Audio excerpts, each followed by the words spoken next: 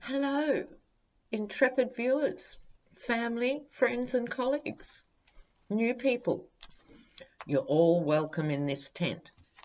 And as you can see from the background, it's starting to resemble a tent more and more as things pile up. And when I do these readings, I just throw sarongs over everything. So it's life on the road. Here we are. Now, I've had quite a few requests for Ghislaine Maxwell. Now, let's just recap before I get into her story, the madam in the Jeffrey Einstein, so not, the Epstein case. Now, I lived in the UK for a number of years, and Robert Maxwell was a larger-than-life figure. Czechoslovakian migrant, looked around for the most English name he could come up with and chose Maxwell. He then became a media baron by producing these really foul, sleazy, horrible chains of newspapers. Made a fortune. I think I remember him being called a billionaire when it was like only half a dozen of them in the world or something. He had phenomenal wealth. And then the years passed and somehow he lost the fortune.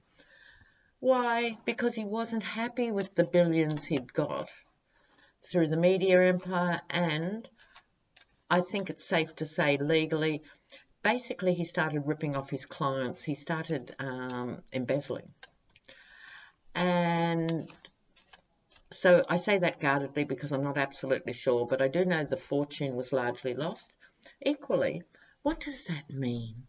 Now, when people have billions, they inevitably use offshore trusts and, have things in their wife's name and their children's names and their grandchildren's names and other names.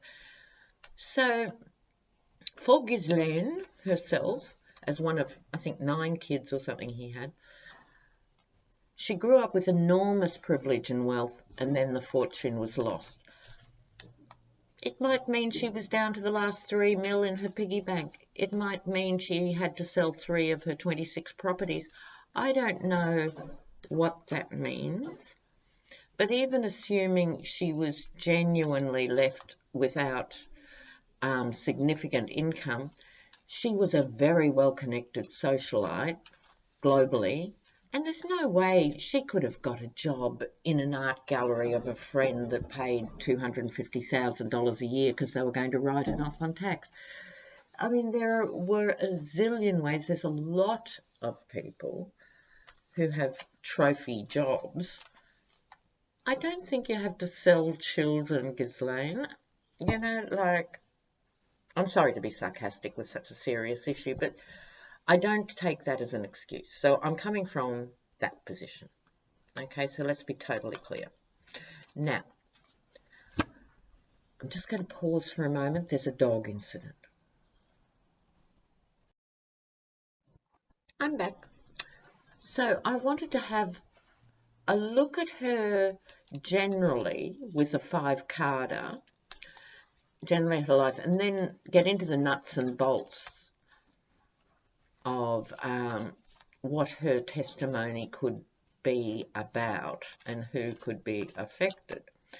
So let's look first of all, Ghislaine Maxwell. Ghislaine Maxwell.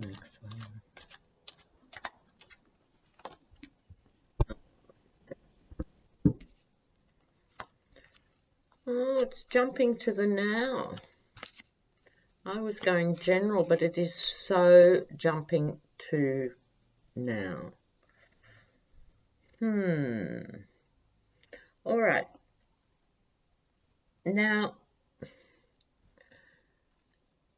in a way, these cards just tell the story I just told, in a way.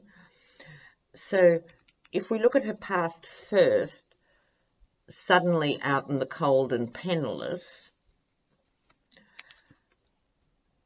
she was made an offer. He put it to her. I've got more to say about their relationship that I'm hearing coming in. Okay, So what we already know from current news articles and things was she had all the connections, he had money. That's another question. Where did he get his money from in the early days before all this? And all of that's dodgy. So, okay, but he comparatively had money and no connections. She had all the connections.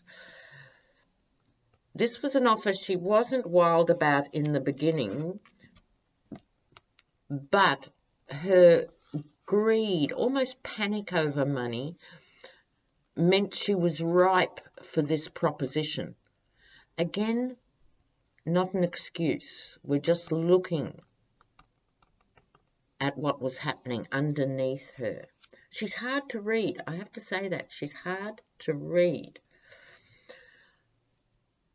On top of this, which I think is now, several things about the Four of Swords.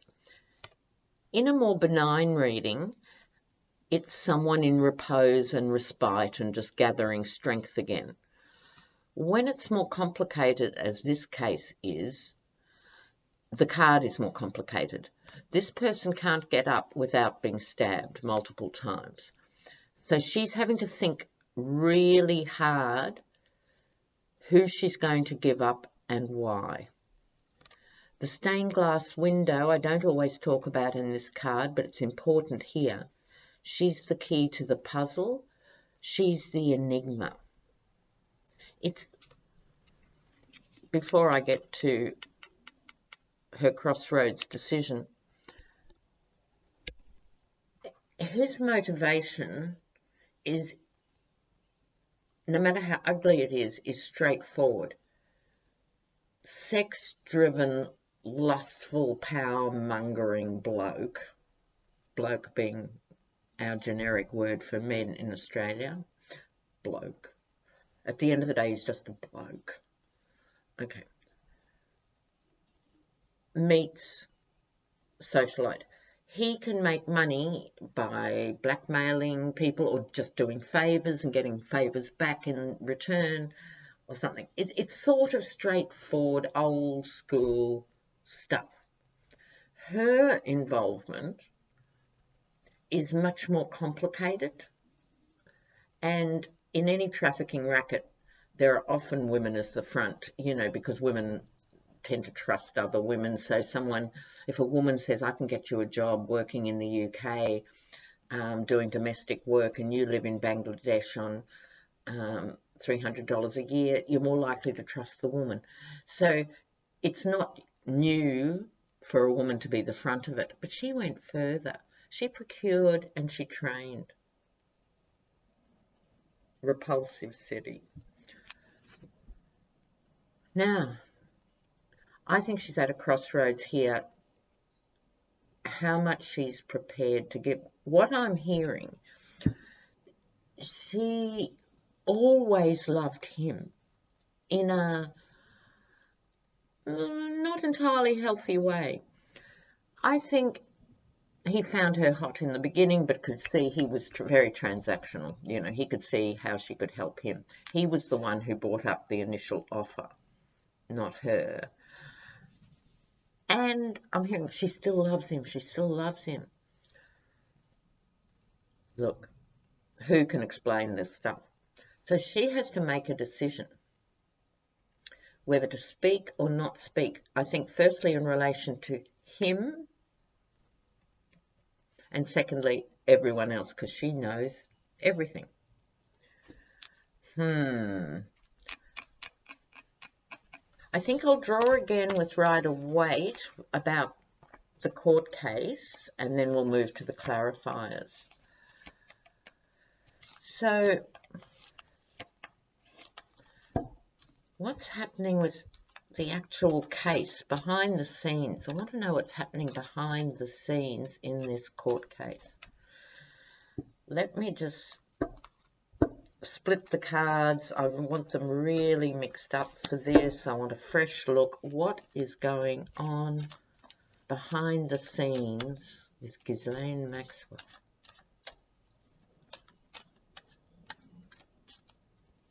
I'm hearing bare minimum.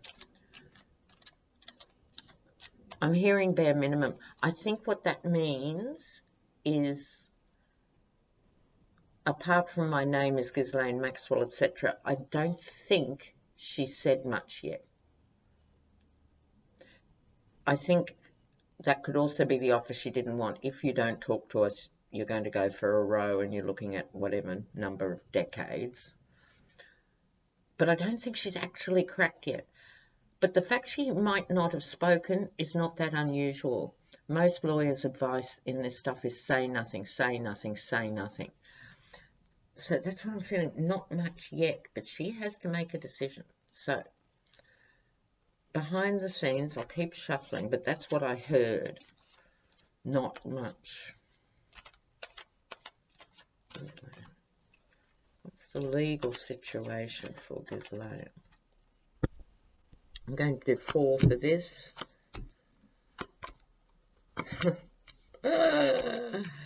Not a lot of choice, love. I'm sorry to break the news, pet. So here it is again. Right, the famous 4 of Cups now. The offer that is not good news, that you don't bloody want. So on the one hand, here's the offer coming to you, but you don't want it.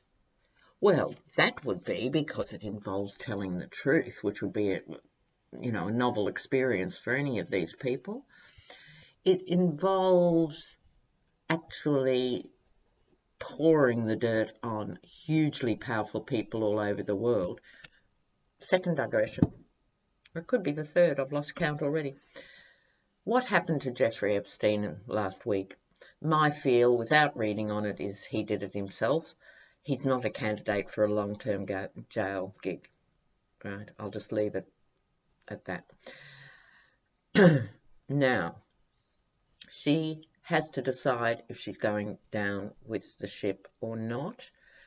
And this is one of those, like those women you see, the husband and wife who starved their children in California, or 11 kids or whatever it was or something. Often women are involved in these brutal situations, and they call it love. They call it love. Yeah. She loves this man. What can you say? Okay, so she has an immense burden. Again, from my point of view, zero sympathy emerging here. But she has an immense burden and responsibility. How's she feeling?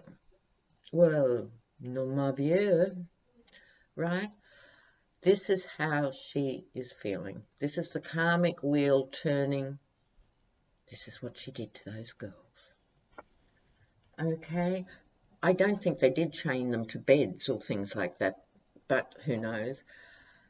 But symbolically, nonetheless, the net result was she took their innocence.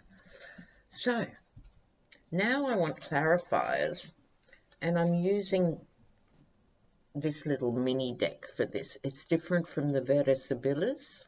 We'll see what it has to say about Ghislaine. What is she going to divulge?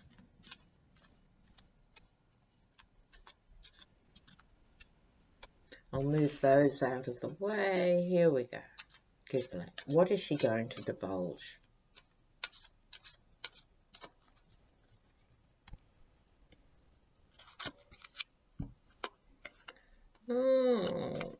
Oh wow.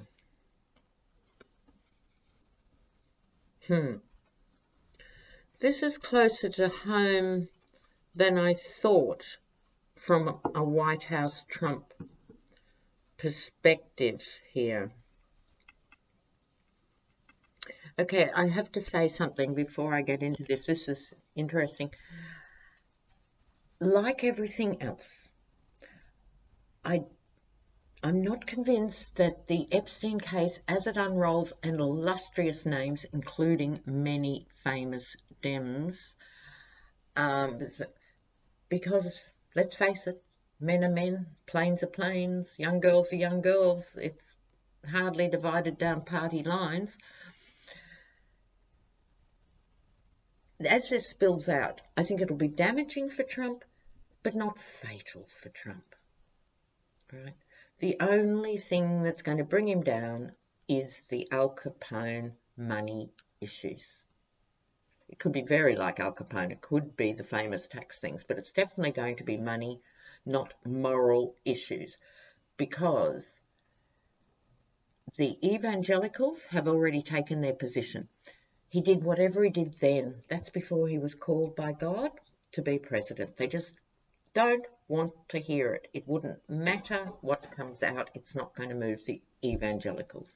You can only hope it moves the middle. But in any event, it's the money that'll bring him undone, and not just one issue about money, 1,000 cuts about money, because he's been bent all his life. But that's the Trump stuff. But this is speaking about the Trump stuff, I think. This is the big house, the palace. It could represent a lot of real estate. It could represent Epstein's Islands. It could represent his $77 million house in Manhattan. It's not even a house if it's worth $77 million, is it? It could be the White House, but it's hinting at the immense wealth here that protected. Thoughts. Someone is having a serious think about how this is going to play out. Now, it's not Trump, because he doesn't think, so that rules him out. I don't think it's Epstein, because I think he's so stressed out. This could well be not one person, but the legal team around Ghislaine, thinking very hard, because there's the image of a woman in the background. I think this is someone trying to find the mitigating circumstances so she doesn't spend 30 years behind bars. There's a slightly legal edge to it. These two are interesting. The family room and the child. Right, so in other words, here's the palace. Here's what's called the family room, the front. You know, this is just a normal household, when in fact it's not, because of the children. So don't be surprised if there is a hold-up in who she exposes. I think her legal people are going to be thinking long and hard. Are we going to give up a list of 500 names, do the lot? Are we just going to give 5 names and let the world be shocked and horrified and protect the others and hope they'll pay our bills? They have to make those sort of decisions. Decisions mere mortals like us will never have to bother with. I think the Ghislaine legal thing is in flux. I don't think I'm going to get more out of the cards with this. I'll read on her again briefly in a context of another reading. But I did want to say thanks for all getting back to me. I said there'll be a major resignation coming up, and Dan Coates is resigning on the 15th of August. Also, Emmett Flood is resigning. Speaking of floods, I don't think there'll be fewer than maybe even 5 or 6 resignations coming up over this time. But these are the first out of the gates. The one I feel in my intuitive self that I was referring to in his reading was the Dan Coates one, intelligence. So now, also about Boris, don't forget, you'll love this. You will love this. I couldn't believe it. A viewer shared with me from the UK. Boris Johnson's nickname in university was the Yeti. You wouldn't believe it. I love this work. So that raises the question, what are the protocols when 2 Yetis meet? Do they butt heads? Do they wreck each other's hairdo? Do they shake paws? What do Yetis do? Well, one of the things, once they get over the protocol issue of how to address each other, will be saving each other's asses as best they can, because it's a win-win. You know, the fake trade deal, which is what I've predicted, it'll look like Boris has accomplished something that Theresa May couldn't, when in fact it's a fake deal, and Trump just milks everything. So let's see how that plays out. And I'll be back soon. Keep the comments rolling in. Do the thumbs up thing. Let me know if you want a reading. Mwah, mwah. I try and read every comment. I really do my best. Okay, thanks guys. See you soon.